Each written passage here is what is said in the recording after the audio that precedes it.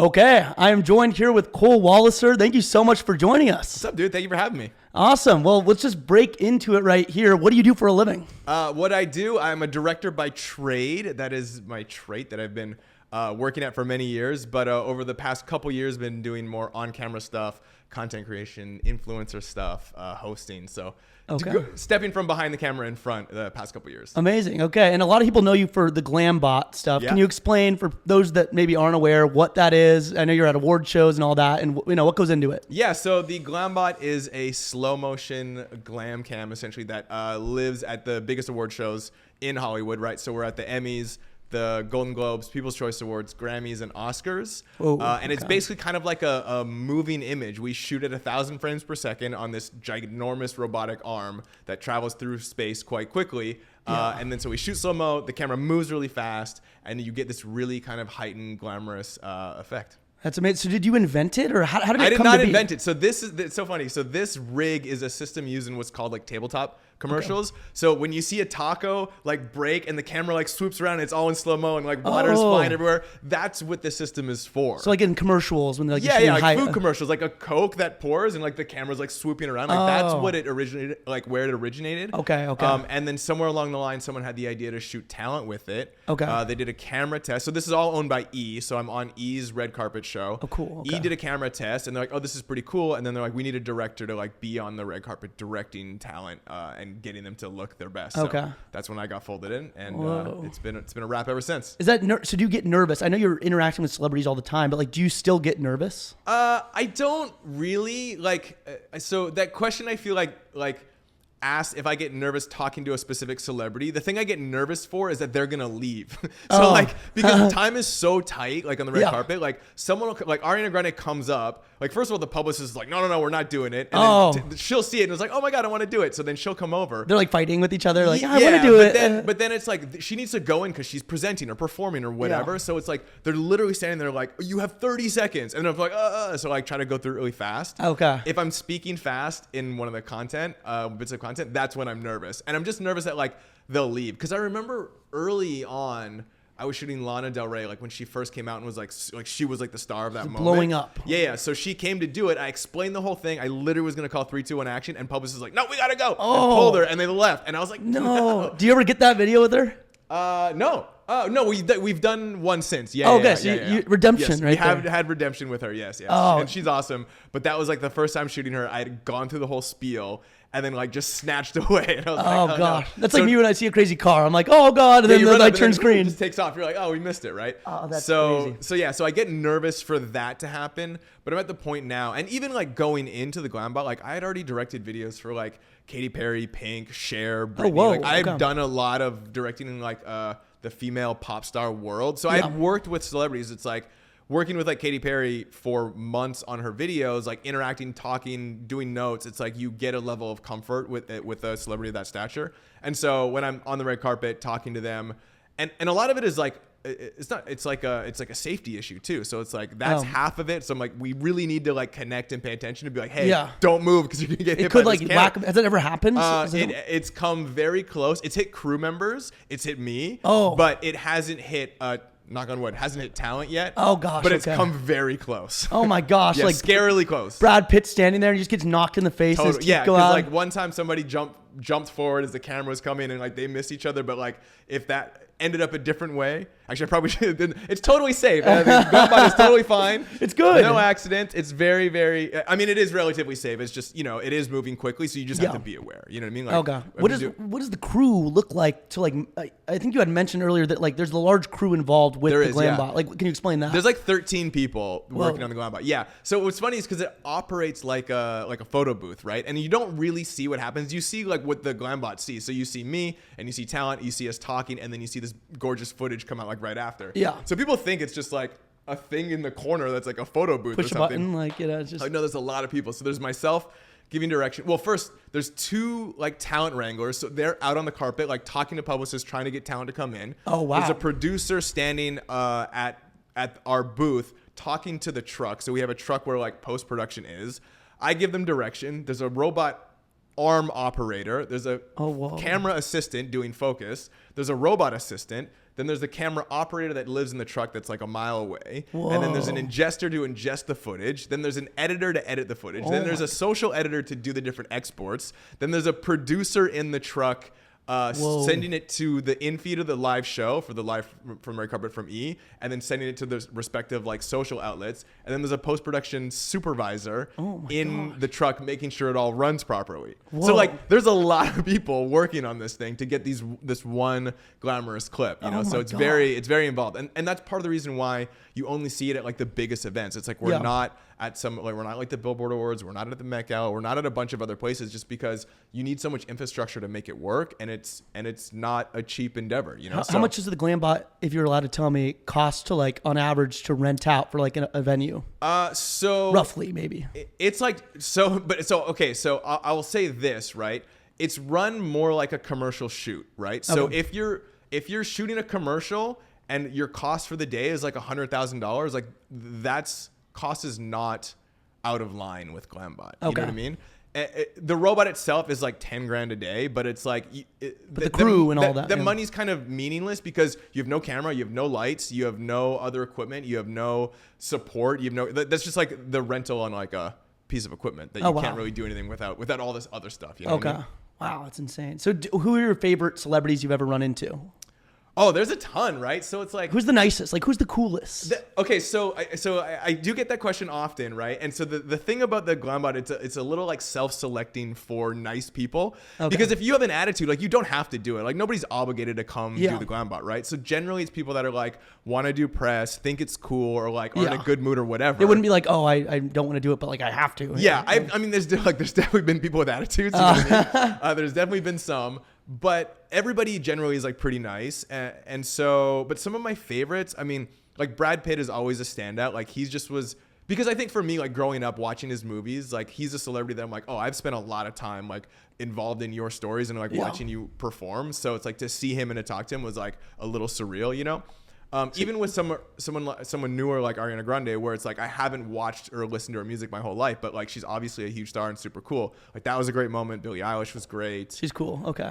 Man, who else? I mean, Natalie Portman was awesome. Like I'll shoot. So cool. We do like 5 events a year, and like I probably only publish like 10 to 15 GlamBots per event, like if that. You know, like I probably only pushed that like 6 from the Grammys, and that was like a month ago. The best of the best. Yeah. So, but I'll shoot like 150. Like, so I'll shoot a ton. You know what I mean? But there's only, I mean, usually like we're in the midst of award season now. So like throughout the summer, I'll start going through some of the other bits of content. But there's just like there's just like a lot. I'll shoot a couple hundred a season. You know? Okay. What I mean? So yeah. Any like awkward moments from the red carpet, or like any like mess ups or anything like that?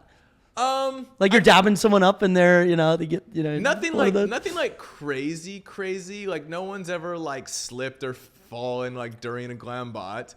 People, the most common mishap is like people get scared, which is almost kind of funny because you see it in their face, like, oh shit, because it's like this camera's flying towards your face. It's like this huge robot, so people get startled, which can be kind of funny.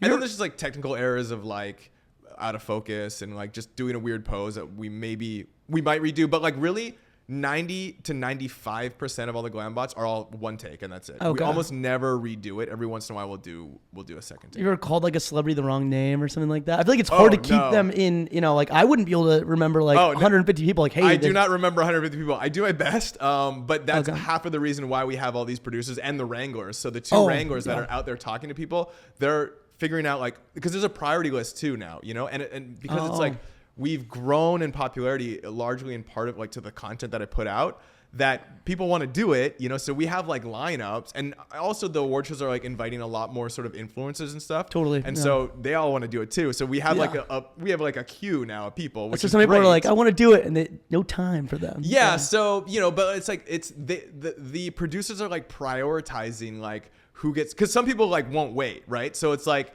when you know, I haven't shot Beyonce, but if she's coming down the carpet, like she's not waiting for anybody. So it's like she either will walk in and do it or like not at all. Or like J-Lo, like I shot her a couple times, right? So it's like they're coordinating, and like if they agree to it, they'll just like walk them on and they'll bypass the line. But in that, the producer always tells me the name, right? Because I obviously like someone like J-Lo I know, But there's so many TV shows and there's so many things happening. Like I don't know everybody, you know? Yeah. So if I don't know their name or I don't hear it, I might just say like, hey, how you doing? Yeah, I don't know. Yeah. I play it off the best I can, right? Okay. But I really do like to either know who they are or say their name by the producer telling me who they are. You just have a better connection with them. You know? Totally. How do you get into all this too? Like, how do you like get to the red carpet for the first time? Like, I know you said you had mentioned you do directing in the past. Like, could you explain like how you initially got into directing in the first place? Yeah. I mean, I moved. So I'm from Vancouver, Canada originally. Oh, cool. I grew up there, and at the time, I was like, I got a camera in my hands. And I was like, okay, cool. I really like creating stuff. I really like shooting. I like editing.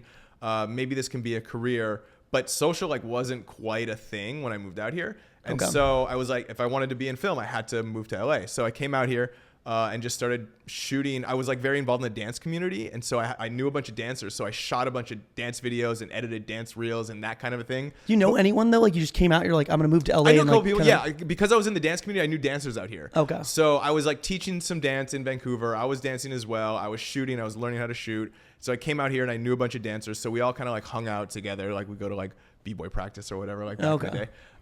And so that was kind of like where I started shooting like a lot of dance stuff. And then that led into doing like music videos and then literally like tiny job after tiny job. But each one was like a little bit better, a little bit bigger. Yeah. And then one of my big breaks was a good friend of mine was choreographing for Pink. So this was like a huge job for her. She was choreographing her tour and she wanted some behind the scenes footage of like her just teaching Pink some of the choreography. Okay. So she asked if I could come shoot. So I came, I shot some for free, mind you. So it's like, hey, come shoot. But she was like, I mean, she still is to this day like one of my closest friends, you know? Oh, wow. Okay. So I just was like, yeah, sure, of course I'll come shoot. So I came, I met Pink, whose name is Alicia. So I met Alicia and I met the tour director, this guy Baz. We all kind of like got a good vibe.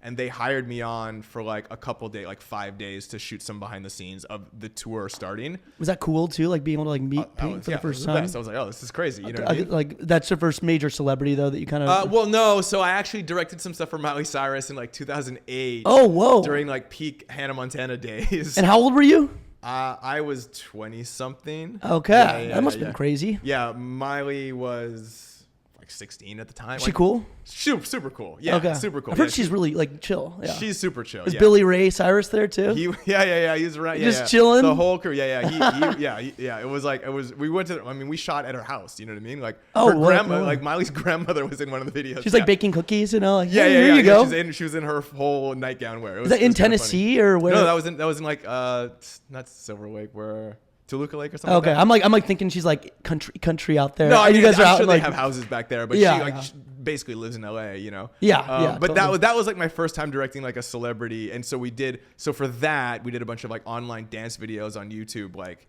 2008, and this was like probably one of the first instances that like some big name celebrities were on YouTube because Miley was like doing it, you know. And she was sort of 2006. That's right when it started. No, right? 2006 was when it started. This was in 2008. Oh, okay, but so, still like close. New. Yeah, new, right? Like there wasn't really.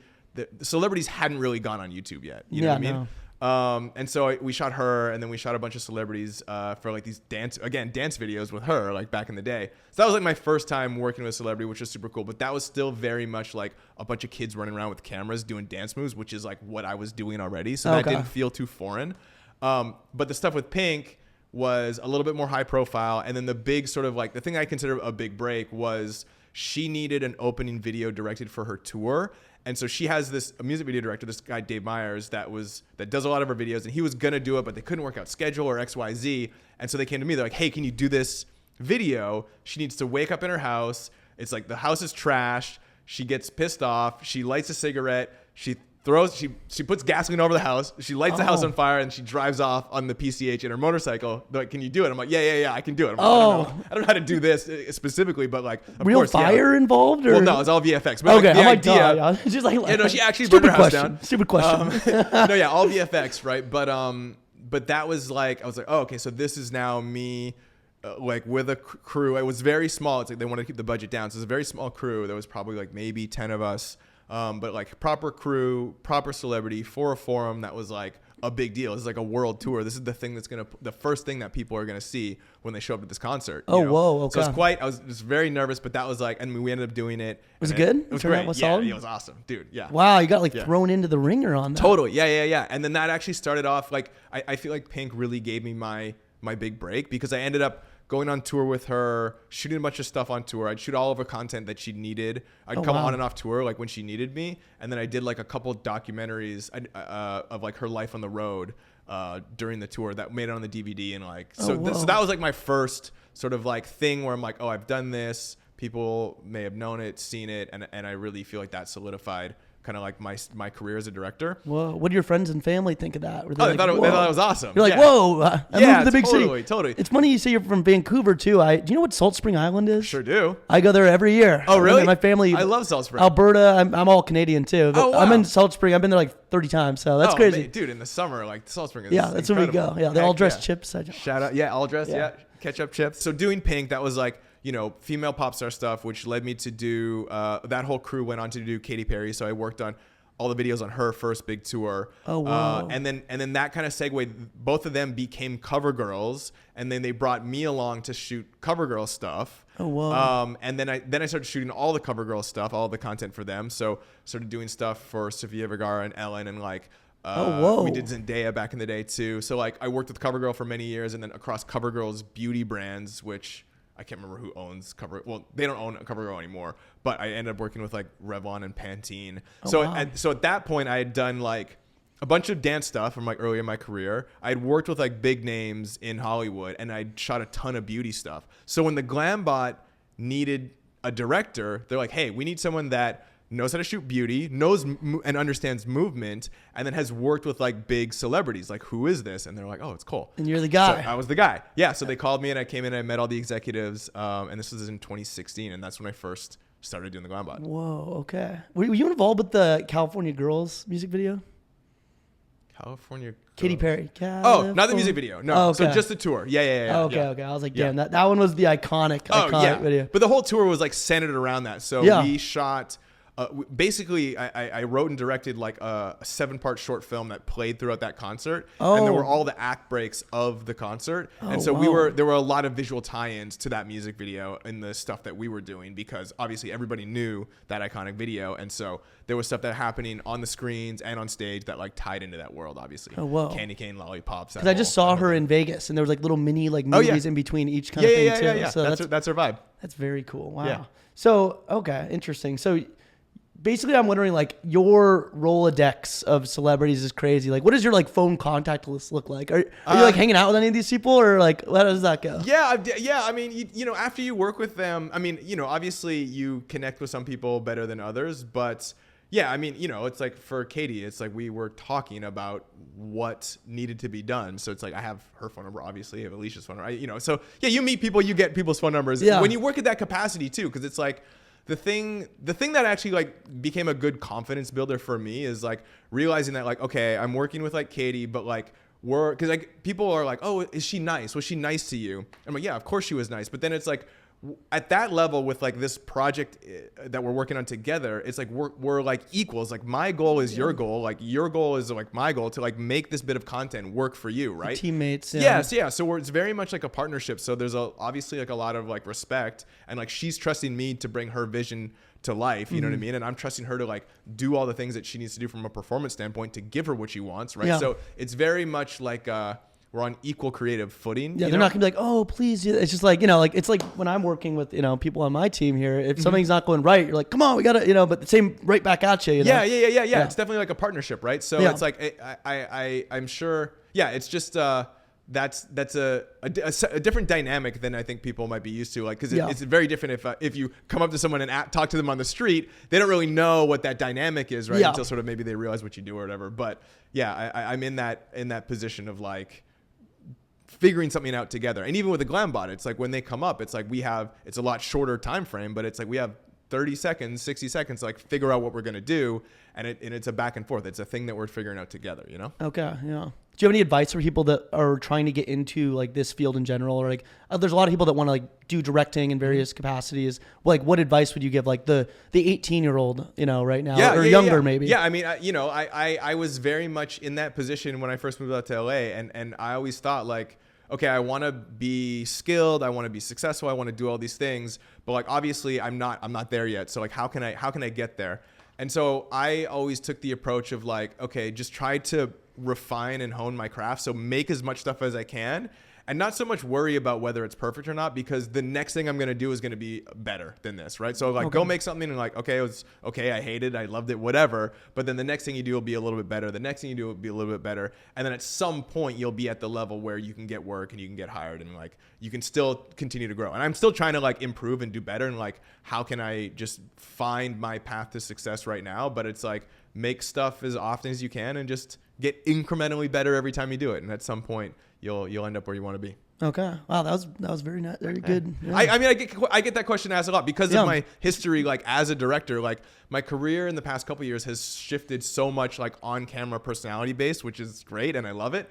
But prior, like 4 years ago, where I didn't have the following that I do now, I still would get these questions like, "Hey, I want to direct, I want to create stuff." You know what I mean? It's very competitive, obviously, especially in LA. Oh, and especially now, the most competitive of all. I think I started when like social wasn't really a thing, so it's like I got jobs because I owned a camera, and it's like, hey, we got to shoot a thing. Like, who's got a camera? Like, oh, Cole does. Let's hire him. Especially back then, like now iPhones, like we're shooting this on an iPhone, but like back then iPhones could not do stuff that they can do now. Yeah, and so now it's like everybody has like DSLRs that you can do stuff on your phone. So like everybody's a camera. Everybody knows the basics of editing due to like TikTok and Instagram Reels and stuff. All that. Yeah, so it's like it's way more saturated. More people are doing content. Content's more of a thing, which is great. I kind of like feel lucky because I kind of like doubled down on content before I knew it like exploded. I was like, oh, I like making content. I didn't. Yeah. It wasn't even like called content. It was like films or skits back in. It wasn't even on YouTube, no one was making any money either. It was like passion. Totally. Passion. Yeah. It's only in the last couple of years I feel like that. You've been able to make, I guess YouTube kind of like 2013 or so. I think that's when you started to monetize. Yeah, YouTube was always a place to monetize. But Instagram, no. Like people weren't doing like brand deals for the most part on like Instagram in like 2012 or 13 at all, right? But now it's like the main form of marketing. So it's like, because that's where all the eyeballs are. That's the thing that's been really interesting. We're getting into a whole other change of the climate of the entertainment world. But that's what's really interesting is that, I always thought like traditional media, like TV, film, even like print ads, like this is like this mainstay that's existed for 50, 60, 80, 100 years in the case of film.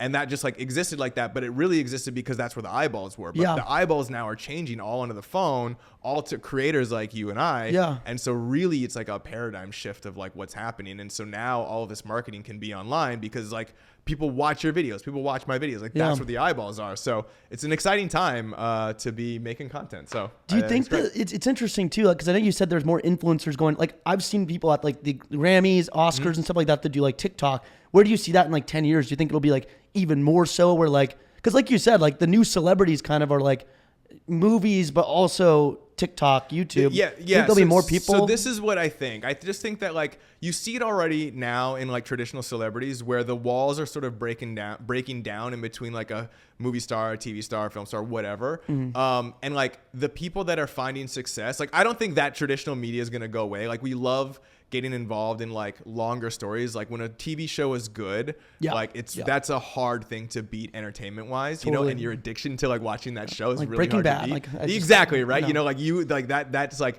that satisfies you on like a very fundamental level. And I think like that's not going to go away. Right. But also it's like short form content and like user generated content and like social media stuff is not going away. But I just think that in the future, the entertainer is going to be successful at both. So you're going to get someone, and it's already happening now with guys like Kevin Hart and The Rock, who are like traditional stars, but are also really good at social. Yeah. I think all celebrities are going to end up doing that type of thing where they're going to have their traditional platform or media or career and also really, really good at social.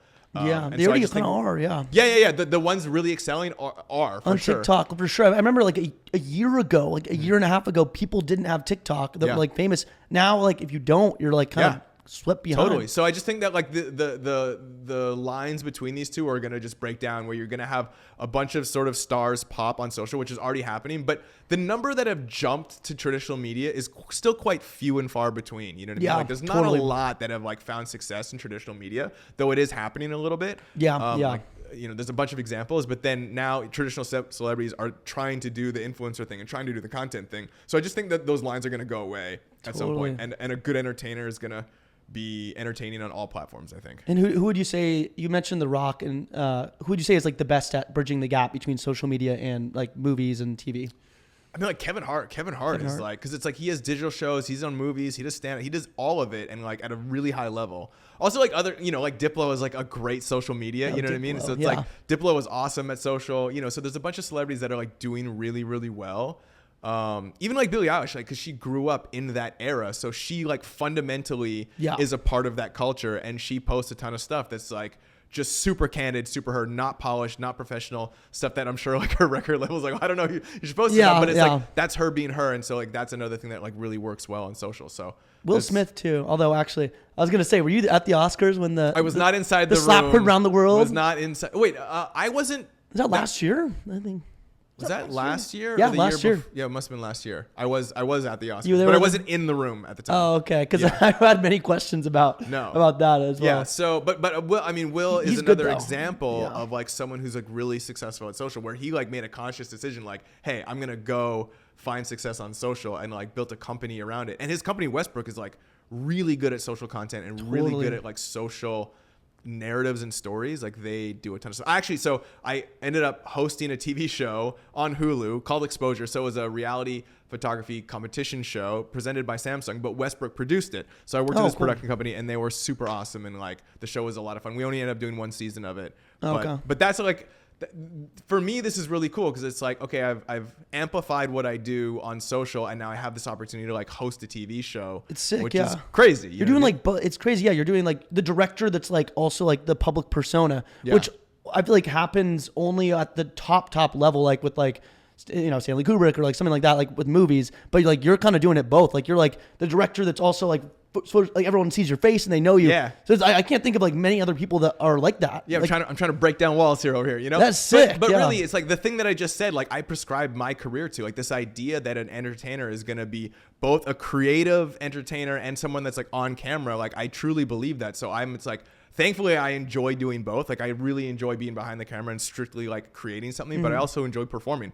Partially because of my background, maybe as a dancer, like growing up, like I've been on camera, I've done some stuff, you know? So, but I do think that is the future of like what creators and entertainers are going to be. And so I'm finding it's really rewarding and exciting to push that idea in my own career. Yeah, you're like the embodiment of what you're saying. I try to be. Yeah. I try to be. I'd say so. I'll say it. So you know, because you seem humble too. So thank you. Yeah, man. Very cool. So has any celebrity ever like curved you or denied you? Ooh. Well, okay, so a lot of people sort of just, nobody has to do it, right? Yeah. But as far as being curved, like, kind of Jared Leto in a very nice way, I guess, kind of. Okay, explain. Yeah, so it was at the Grammys last year. This is actually really funny. So it's like, we're like trying to get people to come up, and he comes up, and like our producer asks him, and he's like, oh, no, I can't do that. And he sees me, and he goes, I would be way too embarrassed to do it. And he's like, but I see your content. And he's like, I like your stuff. Okay. He's like, no, I can't do it. Meanwhile, he's wearing like a fur coat and like cowboy boots, like the craziest outfit. He's like, don't look at me. Yeah, I wouldn't be able to do it. Maybe it's because Morbius was flopping or something. He didn't want the attention. Potentially. Okay. Can't make any assumptions, but I've heard he's an interesting kind of guy. So that sounds good. He was nice about it, but it was definitely funny because he was just like, oh, I can't. And I was like, bro, like, you're like, you can't, but you're in a fur coat. You definitely can. Okay. Yeah. Has any celebrity ever like hyped you up, or like what's your best experience with this celebrity? Oh, well, I mean, I get sort of recognized recently now. So like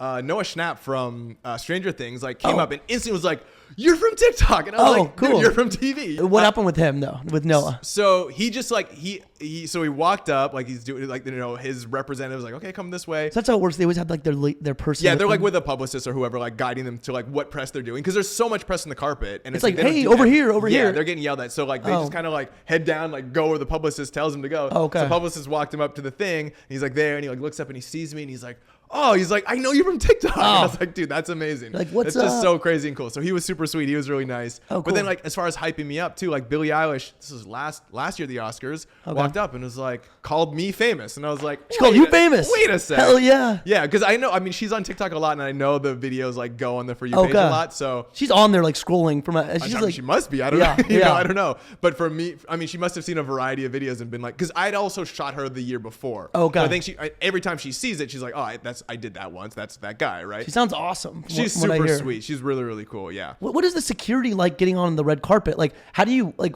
Can you get like? Because I've always actually wondered when you're going to the Oscars, like, where do you park? How do you get through security? Are they patting you down? Is there metal detectors? Like, and when you get there, like, what is that like? Like, give me the whole walkthrough on the Oscars. So I don't know the attendee walkthrough, but because I'm there in the morning, I'm there like early, right? Okay. Because I'm setting up, I'm doing the whole thing. I'm usually there 1 or 2 days before. So typically we load in on a Friday, we set the robot, we set the lights, we kind of just get things turned on. And then Saturday we're like really like rehearsing, teching. Because we program the robot in like 3D space. So it's like we need to figure out the exact angles, the exact speed, set all the focus marks, make sure the lighting is like perfect. So there's a lot of work to do before we actually shoot. And bear in mind, you're renting this robot for 3 days, just to get to the shoot day. So this is why it like adds up too, right? For some reason I thought like, I'm stupid. I literally thought like you roll up there an hour before. No, yeah, that's what most people think. Yeah. Totally. But this like days in advance, you're like, yeah. I mean, we could do it like, so at the Oscars, we don't always get in on Friday. This year, we're not in on Friday. So we're only in on,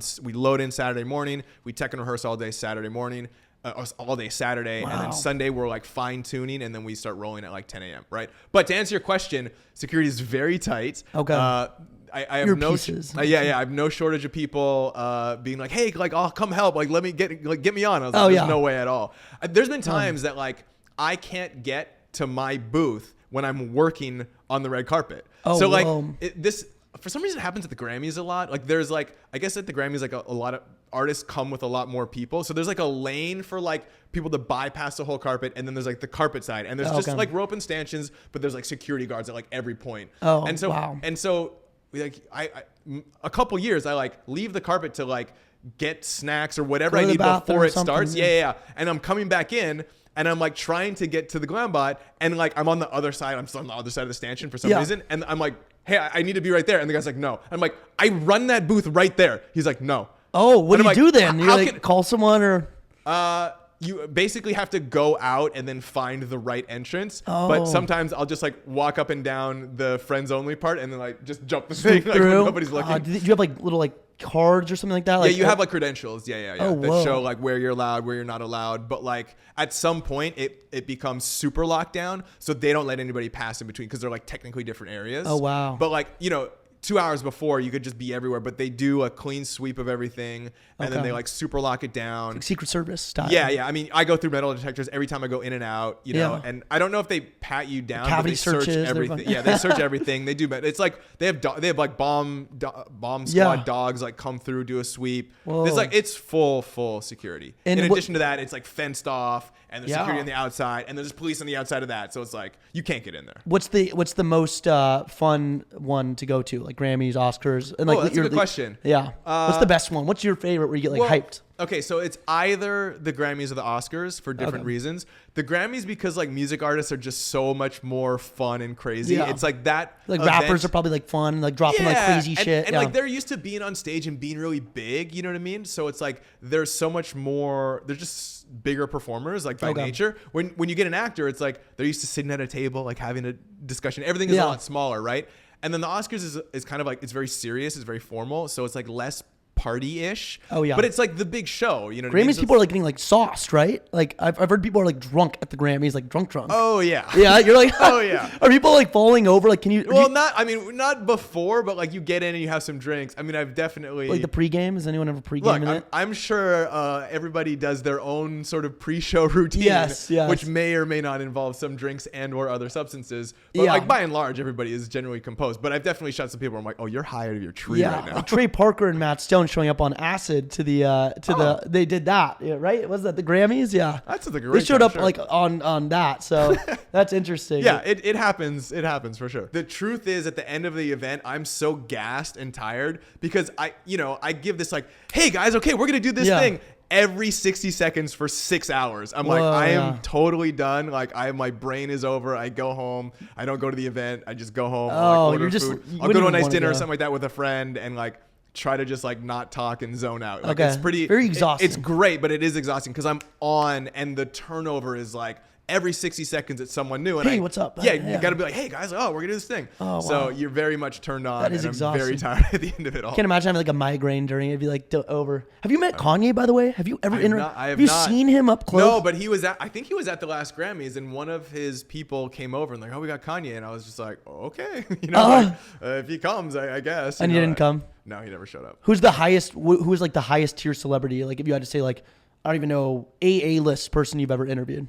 I know Brad Pitt would probably be up there. I mean, typically, the ones I mentioned, like Brad Pitt, Ariana Grande, Billie Eilish, are definitely up there.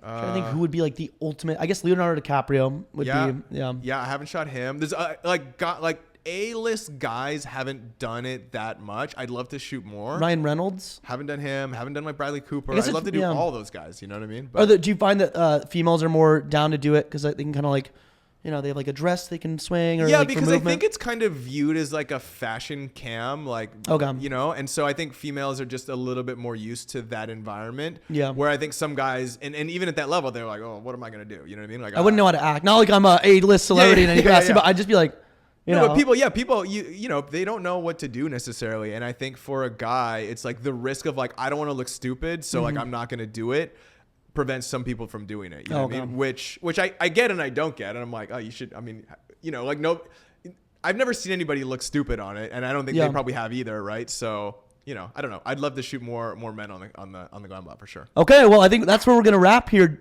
Shout yourself out. What are your socials for those that don't know? I feel like everyone does know. Yeah, no, I mean everything is just my name, Cole Walliser, and you can find me on all the platforms. Push the content out there, and it's been great. All the feedback that everybody gets that I get on there is awesome. So if you're watching, I appreciate it. Thank you so much, and thank you for having me. This is great. Awesome. I dig it. Well, cool.